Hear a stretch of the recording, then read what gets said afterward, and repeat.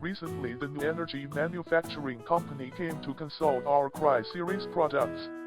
2 more units have been ordered on top of the 3 units of different models already ordered last month. So what is the use of our KRY equipment for new energy manufacturing?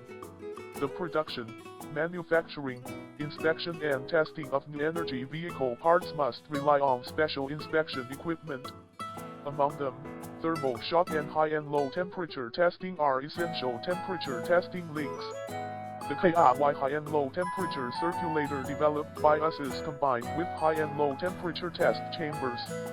With the antifreeze cooling and heating flow system, it provides a high and low temperature experimental environment for new energy vehicle battery packs, modules, cells, etc. The temperature control range of antifreeze is -40 to 135 degrees, and the temperature control range of test chamber is -45 to 100 degrees.